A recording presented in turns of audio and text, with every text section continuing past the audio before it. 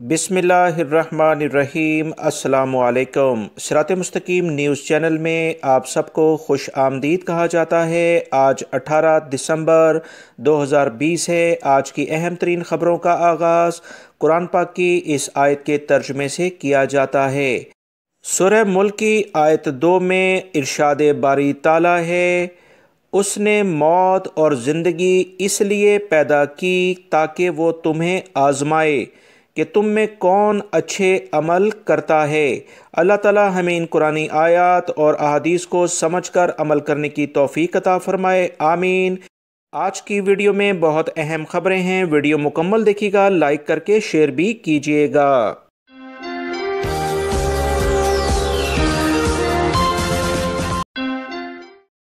سعودی وزیر صحت ڈاکٹر توفیق عربیہ نے وبائی مرض کرونا کی ویکسین لگوا کر باقاعدہ اس مہم کا آغاز کیا، جس میں سعودی شہری اور غیر ملکی اب وبائی مرض کرونا کی ویکسین لگوا سکتے ہیں۔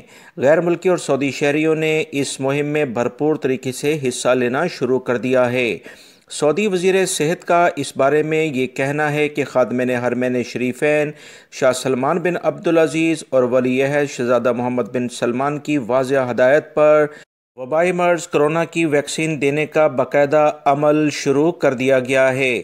وبائی مرض کرونا انتہائی محفوظ ہے۔ ملک بھر میں ویکسین مراکز قائم کر دیے گئے ہیں، جہاں تمام شہریوں سمیت غیر ملکیوں کو یہ سہولت دی جائے گی اور اس کے کوئی چارجز نہیں ہیں۔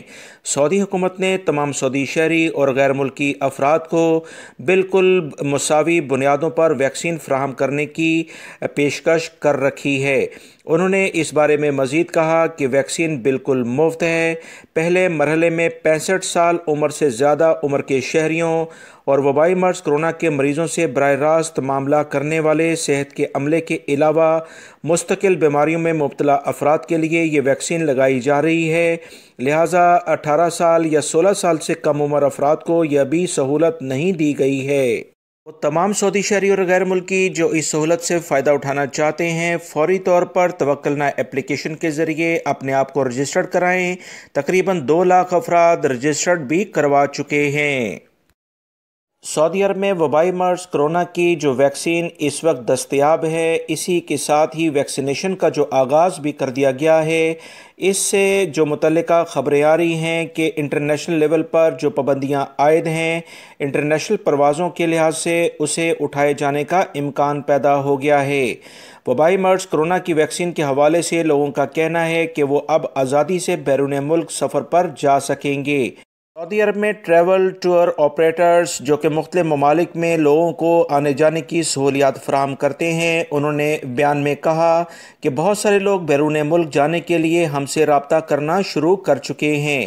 خلیجی ممالک کے شہریوں کی جانب سے کیے جانے والے ایک سروے میں کہا گیا ہے کہ خلیجی شہری سفری پابندیاں اٹھائے جانے کی بڑی شدت سے انتظار کر رہے تھے کہ جب وبائی مرض کرونا کی ویکسین آ جائے تو ان لوگوں کے اندر ایک امید جاگ گئی ہے۔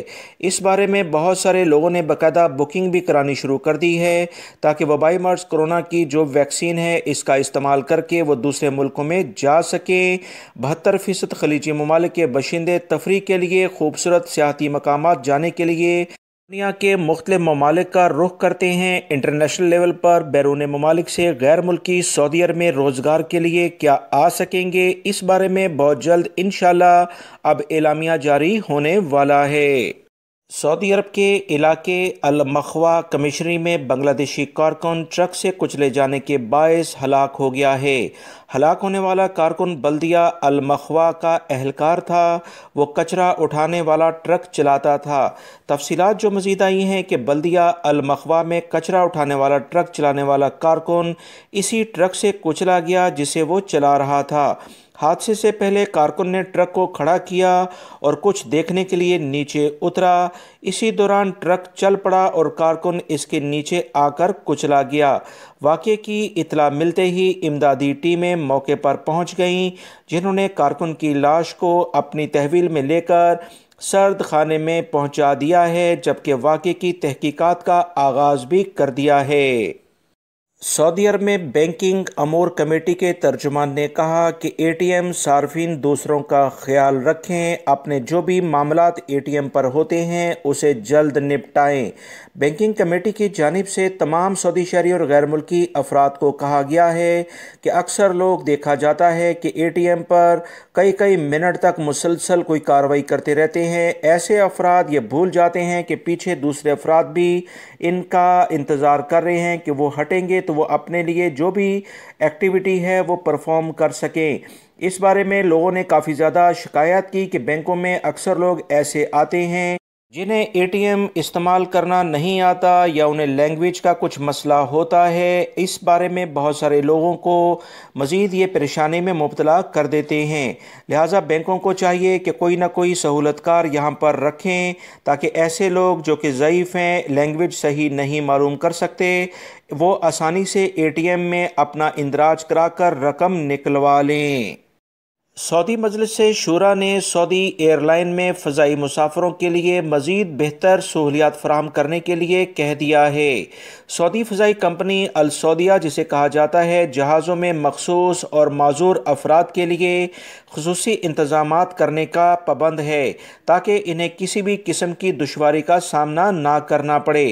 شورا کونسل کی جانب سے السعودیہ ایئر لائن یعنی سعودی ایئر لائن سے کیے جانے والے مطالبے میں مزید کہا گیا ہے کہ جہازوں میں فراہم کی جانے والی سہولتیں لازمی طور پر عالمی معیار کی ہونی چاہیے، بہتر سے بہتر سیٹیں فراہم کی جائیں تاکہ معذور افراد کو کسی قسم کی دشواری کا سامنا نہ کرنا پڑے، اور جو دوسرے نارمل افراد بھی ہیں انہیں بہترین سہولیات فراہم کی جائیں تاکہ انٹرنیشنل لیول پر سعودی فضائی کمپنی کا معیار مزید بلند ہو سکے۔